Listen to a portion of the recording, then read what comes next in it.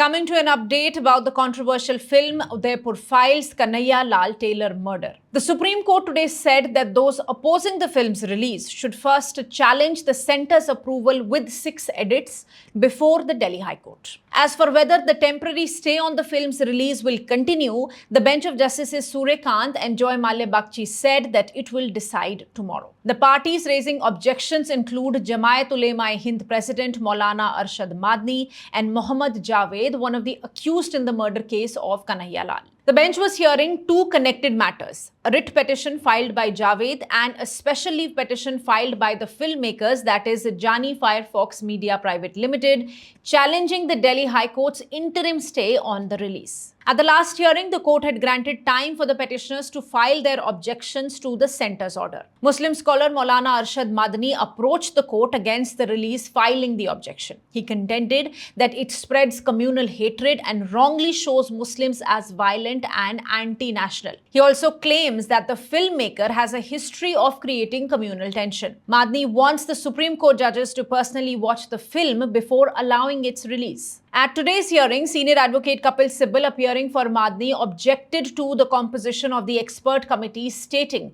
that members of CBFC who had initially cleared the film and individuals affiliated with the BJP were a part of it. He questioned the impartiality of the process, remarking that free speech cannot be hate speech, and contended that the film projected only one community in a negative light. Sibal also informed the court that Jamaat had filed a fresh writ petition challenging the centre's revisional order. Solicitor General Tushar Mehta defended the centre's decision, stating that CBFC had already mandated 55 cuts and the Ministry of Information and Broadcasting had ordered 6 additional edits after due review. Further in the hearing, senior advocate Menika Guruswamy, appearing for the accused Mohammad Javed, raised concerns about the impact on his right to a fair trial. She cited precedents where courts had stayed films with pending criminal cases, such as the film based on the 1992 Bombay blasts. She argued that under Section 6 of the Cinematograph Act, the central government could only cancel a certificate and not suggest further edits. Justice Suryakant assured that the judiciary would not be swayed by cinematic narratives,